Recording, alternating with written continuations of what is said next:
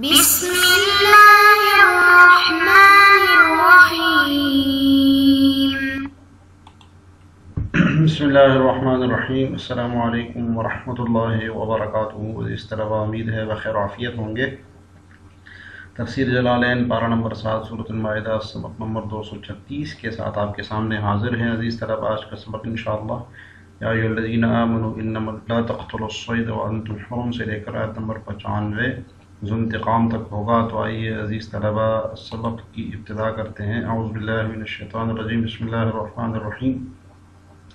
یا ایھا الذین آمنوا، اے ایمان والو، لا تقتلوا الصید وانتم حرم، جب تم احرام کی حالت میں ہو تو کسی شکار کو قتل نہ کرو۔ لا تقتلوا الصید، کسی شکار کو قتل نہ کرو، وانتم حرم، جب تم احرام کی حالت میں ہو۔ ومن قتلہ منکم متعمدا، اور اگر تم میں سے کوئی اسے جان بوجھ کر قتل کر دے، فجزاء مثل ما قتل من النعام، تو اس کا بدلہ دینا واجب ہوگا، جس کا طریقہ یہ ہوگا کہ جو جانور اس نے قتل کیا ہے اس جانور کے برابر جو قوم میں سے کسی جانور کا بدلہ دے۔ یحکم بہ ذو عدل منکم، جس کا فیصلہ تم میں سے دو دیانتدار تجربہ کار آدمی کریں گے۔ عزیز طلبہ، شکار حالت احرام میں شکار کی ممانعت کا بیان ہے کہ حالت احرام میں شکار کی ممانعت نہیں کریں گے۔ اس سے پہلی آیات میں جو صلح حدیبیہ کے متعلق تھی کہ صحابہ کرام احرام کی حالت میں تھے اور وہاں پر شکار آ رہا تھا، اللہ تعالیٰ نے آزمایا ان کو، لیکن شکار کرنا منع تھا۔ اب شکار کے احکام بتائے جا رہے ہیں۔ تو حالت احرام چاہے وہ احرام حج کے لیے باندھا یا عمرے کے لیے باندھا ہو، اس میں شکار کرنا چاہے خشکی کا جانور ہو یا سمندر کا جانور ہو، اس کو شکار کرنا حالت احرام میں صحیح نہیں ہے، جائز نہیں ہے۔ تو یہاں پر اس کی سزا بتائی ہے اس آیت میں کہ اگر کسی نے شکار کر لیا بالفرض تو اس کی کیا سزا ہوگی۔ تو اب ایک بات یہاں پر ذہن نشین رکھیں کہ صید یعنی شکار ان جانوروں کو کہا جاتا ہے، شکار جن کا کیا جاتا ہے۔ صید، اس کے بارے میں لا تقتلوا الصید فرمایا، تو صید اس شکار کو کہتے ہیں جو ان جانوروں کو کیا جائے جو کہ وحشی ہوں، انسانوں سے مانوس نہ ہوں، جیسے شیر، گیدڑ، ہرن، خرگوش، نیل گائے، کبوتر وغیرہ، فاختہ، جو انسانوں سے مانوس ہو، ان کے پاس ہی رہتے ہوں، وہ اس شکار میں داخل نہیں ہے، جیسے اونٹ، بھیڑ، بکری وغیرہ، مرغی۔ تو بعض جانوروں کو حالت احرام میں مارنا بھی جائز ہے، جیسے کہ بھیڑیا ہو گیا، سانپ ہو گیا، چیل ہو گیا، چونکہ یہ نقصان پہنچاتے ہیں اس لیے ان کو مارنا بھی جائز ہے۔ البتہ عمومی شکار کرنا یہ صحیح نہیں ہے۔ اگر کسی نے شکار کر لیا تو پھر اس شکار کے برابر جزا یعنی فدیہ اس کا دے گا۔ تو پڑھتے ہیں آیہ الذین آمنوا لا تقتلوا الصید وانتم حرم محرمون بحج او عمرۃ۔ اشارہ ہے کہ حرم احرام، حالت احرام یہاں پر ایک تو بتایا کہ یہ جملہ حال بن رہا ہے، دوسرا بتایا کہ چاہے احرام حج کا ہو یا عمرے کا ہو۔ من قتلہ منکم متعمدا، اور جو جان بوجھ کر قتل کر لے، شکار کر لے، یعنی کہ جان بوجھ کر، معلوم ہو کہ غلطی سے ہو گیا تو پھر یہ سزا نہیں ہوگی۔ فجزاء بالتنوین ورفع ما بعد، بیان قرات، دو قراتیں ہیں اس کی، ایک فجزاء مثل ما قتل، اور ایک رفع کے ساتھ فجزاء مثل ما قتل من النعام، دونوں قراتیں ہیں۔ تو پہلی صورت میں تو تنوین ہوگا اور فجزاء مبتدا ہوگا اور مثل اس کی خبر ہوگی، اور دوسری صورت میں رفع ما بعد حالت رفیع میں ہوگا اور ہوگا فعلیہ جزاء، ٹھیک ہے۔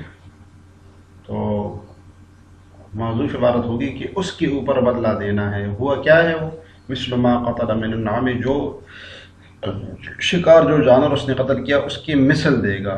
شبہہ فی الخلقۃ، یعنی کہ خلقت میں اس کے مثل ہو، یعنی جو جانور اس نے قتل کیا نا بطور جزا، اس جانور کا مثل دینا پڑے گا اس کو۔ اس کے بارے میں علماء کی مختلف رائے ہیں۔ امام شافعی رحمۃ اللہ علیہ نے فرمایا کہ جسامت میں اتنا ہی بڑا جانور ہو جتنا اس نے قتل کیا، مثلا شترمرغ کا شکار کیا تو اونٹ اس کے برابر جسامت کے برابر ہوتا ہے، تو اس کو ذبح کرے گا، وہ اس کا گوشت بانٹے گا لوگوں میں۔ تو اسی کی طرف اشارہ کیا شبہہ فی الخلقت، کہ خلقت میں ایک اس کی مشابہت رکھتا ہو، خلقت میں اس کی مشابہ ہو۔ یہ امام شافعی رحمہ اللہ کا مذہب ہے، یہ کتب شافعیہ میں اسی طرح لکھا جائے گا۔ اور جس کا مثل نہ ہو، مشابہت میں کوئی مثل نہ ہو، تو اس کی قیمت لگائی جائے گی۔ جبکہ امام ابو حنیفہ رحمہ اللہ کے نزدیک جسامت مثلیت یعنی مثل ما قتل من النعامہ میں مثل سوری ضروری نہیں ہے، یعنی جس طرح کا جانور قتل کیا اسی طرح کا صورتاً جانور ذبح کرنا ضروری ہوگا، یہ بات ضروری نہیں ہے۔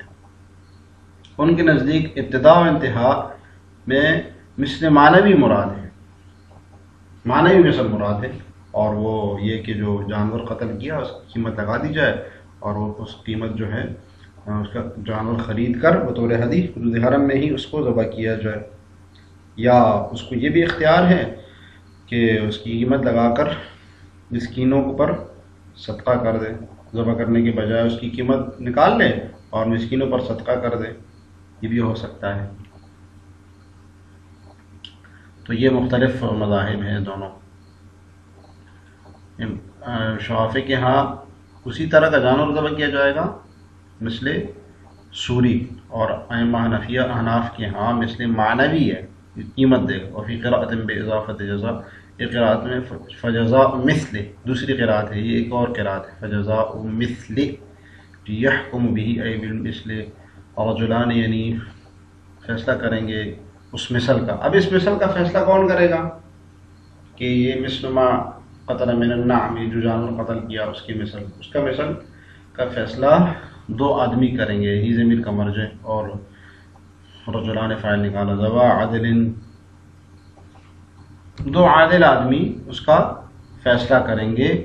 فرمایا لہما فطنۃ یمیزان بہا، کہ ان کو سمجھ ہوتا نا، سمجھ کو کہتے ہیں یمیزان بہا، کہ اس کی تمیز کر سکتے ہو اشبہ الاشیاء باشیاء بھی، کہ جو ان چیزوں کی زیادہ مشابہت رکھتے ہوں اس کی تمیز کر سکتے ہوں، تمیز کر اتنا تجربہ ہو کہ مشابہ بالصید جو ہے اس کی تمیز کر سکے۔ وقد حکم ابن عباس وعمر وعلی رضی اللہ عنہ فی النعامۃ ببدنہ، اور ابن ابی شیبہ نے روایت کیا ہے کہ عبداللہ ابن عباس اور عمر رضی اللہ عنہ نے فیصلہ کیا تھا فی النعامہ شترمرغ کے بارے میں، ببدنہ اونٹ کا، بدنہ اونٹ کو کہتے ہیں، ابن عباس و ابو عبیدہ بن الجراح فی البقر الوحش وحمارہ بقرۃ، کہ عبداللہ ابن عباس اور حضرت ابو عبیدہ بن الجراح نے جو نیل گائے ہوتی ہے وہ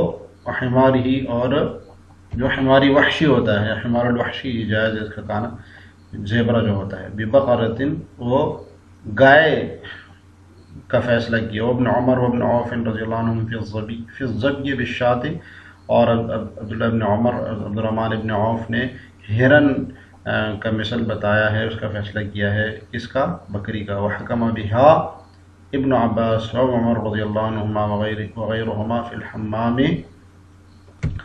اور ان حضرات نے، عبداللہ ابن عباس، حضرت عمر رضی اللہ عنہما، ان کے علاوہ حضرت عثمان وغیرہ نے یہ بکری کا فیصلہ کیا ہے کبوتر میں، کہ اگر کبوتر کا شکار کسی نے کر دیا تو پھر بکری ذبح کرے گا، لأنہ یشبہھا فی العب، اس لیے کہ یہ اس کے مشابہ ہوتا ہے پانی چوس کر پانی نہ پینے میں، چوس کر پانی پینے میں، یعنی پانی پینے میں دونوں ایک دوسرے کے مشابہ ہوتے ہیں، اس لیے اس کا فیصلہ کیا۔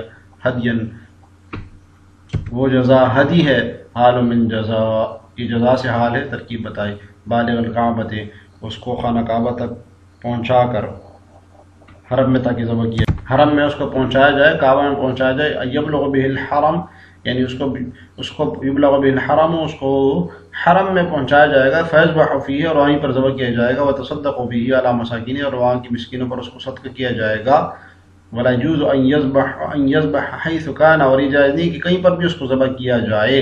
یہ شافعی کا مذہب ہے، امام حنفیہ کے ہاں کہیں پر بھی کر سکتے ہیں.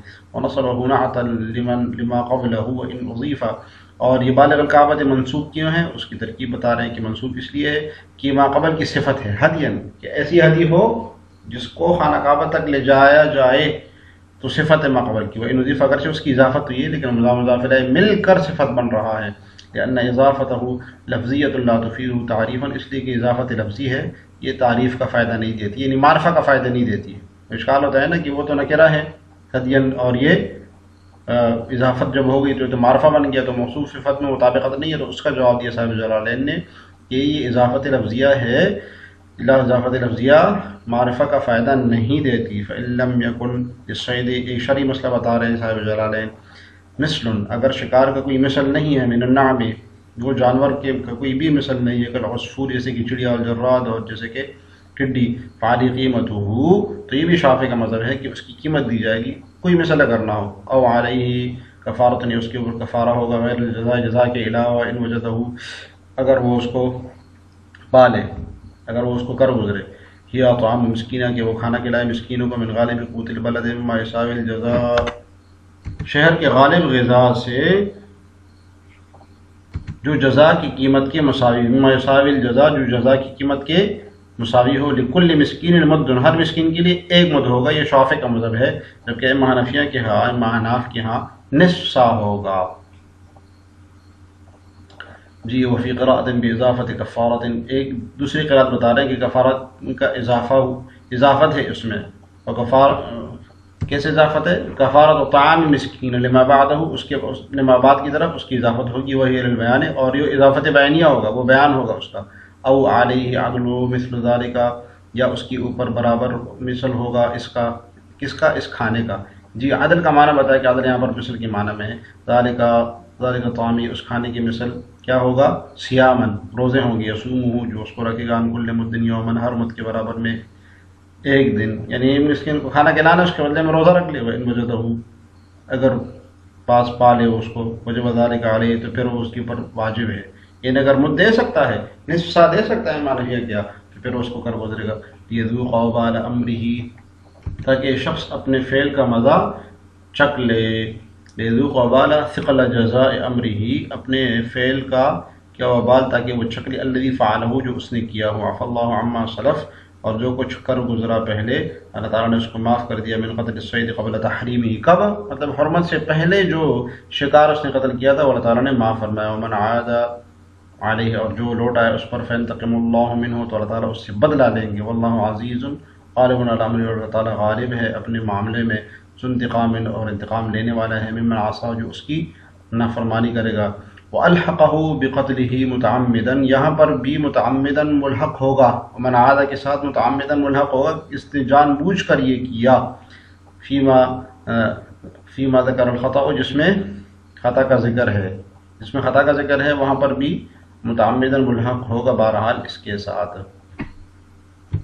اس طرح آج کے سبق سے متعلق سوال ہے کہ کیا شکار کی قیمت ادا کرنے سے کفارہ ادا ہو جائے گا؟ اگر کسی نے شکار کر لیا پھر اس کی قیمت ادا کر دی کفارہ کے طور پر، تو کیا اس کا کفارہ ادا ہو جائے گا؟ جو آپ کمنٹس میں ضرور دیجیے گا. جس طرح آج کا سبق ہم نے آئے الذین آمنوا لا تقتلوا الصید سے لے کر آیت نمبر 95 واللہ عزیز ذو انتقام تک پڑھا. آج کا سبق نمبر 236 تھا. دعا ہے کہ اللہ تعالی ہمیں تفسیر جلالین پڑھنے، سمجھنے اور اس پر عمل کرنے کی توفیق عطا فرمائے. السلام علیکم ورحمۃ اللہ وبرکاتہ.